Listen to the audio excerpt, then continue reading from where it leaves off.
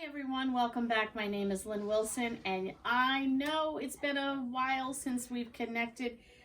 So much is happening in my life, and if you're new to my channel and you haven't caught up, we have had some health issues in our family. My husband was in the hospital, came home and is recovering, but there's been side effects from that, and just there's been a lot going on. So, give you an example for today. I posted it on Facebook, and I said, how can you have a wonderful day and a crazy day all rolled up into one? So my youngest son goes to the same church as my oldest son. My oldest son is a pastor, and my youngest son helps in what they call guest experience. He's a greeter. He helps doing parking in the parking lot and all this. And so we took him this morning, dropped him off. He enjoyed his service, and then we picked him up, and then we dropped him off at home, and then my husband and I went to church, and we went to our church and just enjoyed being in fellowship and connecting with people and all that good stuff. Sounds like a great day. And then we came home and we made some sandwiches, nothing big for lunch, and then someone had given us a DoorDash gift card. And so we ordered DoorDash and had dinner. Sounds like a good day, right?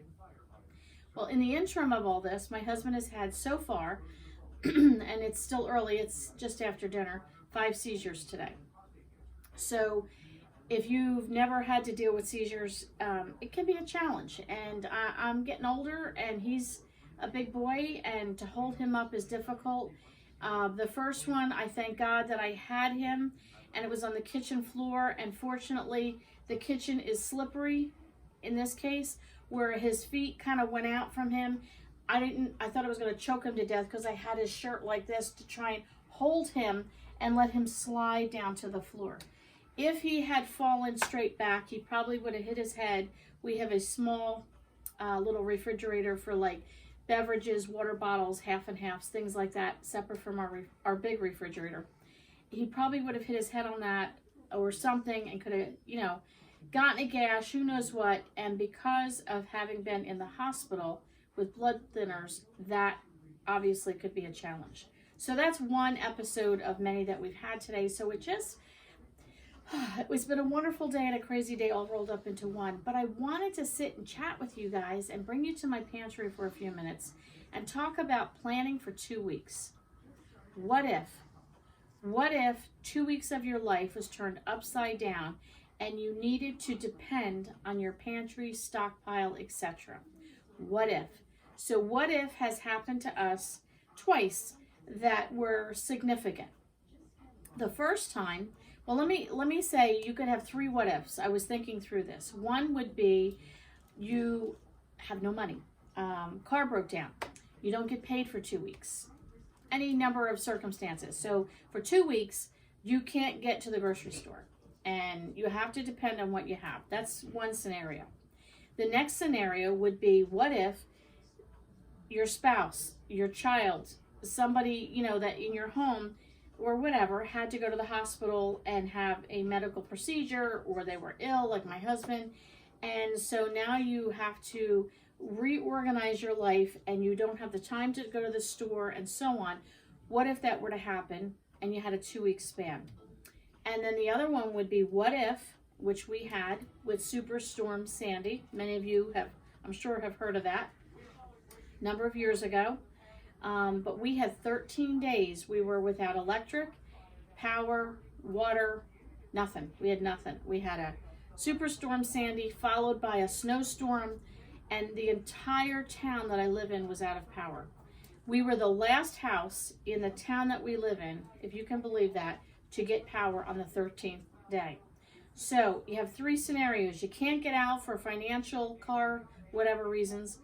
One is there's a medical emergency. You now need to hunker down for 2 weeks. And the other one is you lose power. So now this might not be for a 2-week span. Okay, so our Superstorm Sandy was 13 days. My husband was in the hospital for a week. First week home of major recovery and reorganization. And the other one, let's just assume 2 weeks. You don't get paid for another 2 weeks. What would you do in that case? I have a video on what do you do if you run out of bread. I have another video on what would you do if you ran out of milk. You don't want to run out of food. Now, you don't want to have such a simplistic amount of food in your home that if you could not survive for 2 weeks without food, that you wouldn't have enough food.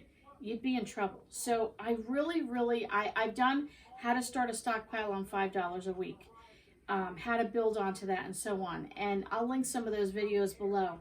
But I really want to encourage you, you know, when you've been through something in your own life, you kind of learn lessons. And sometimes it's like, oh, I needed that lesson. And other times you're saying to yourself, I'm so glad I had it together.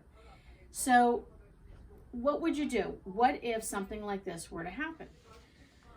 So, you know, what would you do in these scenarios? So let's kind of walk through them a little bit. And then I want to take you over to my pantry and kind of walk through, like, what do I have? What can we do? And so on. Now, here's my thought. You have to have food in your home for a minimum of 2 weeks. I know people that have food maybe for the day or 2 or 3 days, and they're like, I'm okay. Listen, if you can't afford any more than that, then you do what you have to do and what you can do. I'm not saying, like, you know, go rob a bank to go get money to buy food for 2 weeks. I get that. I have been in those situations where there is no money, and whatever 3 cans of soup we have is all we've got. I get that. Let's go on a baseline of you can afford some things, whether it's at Dollar Tree, Walmart, or Whole Foods. Doesn't matter. What suits your budget, your family's needs, wants, and desires, you figure out where you're going to go. But you want to have a minimum of 2 weeks of food. So let me start with Superstorm Sandy. We had no water, we had no power. What do? You can't depend on your freezer and your refrigerator foods only maybe for, you know, a day or two. If you hear that noise, I'm sorry. My dog is lapping water right now, so excuse that noise. Doesn't sound so good. But you can't, you know, you can only depend on it for so long, depending on if it's a hurricane for us and it's in the middle of August, my food is not going to stay well in a refrigerator when it's 90 degrees outside.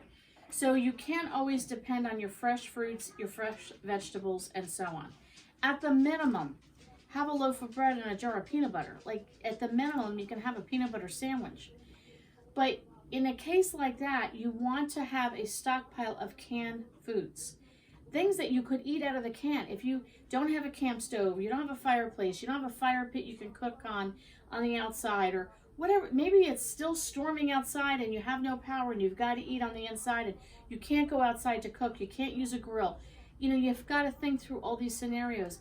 Have canned foods, cooked canned meat, cooked vegetables, even soups. You know, certain things like a can of soup, unless you can't have condensed soup, then you have to add water.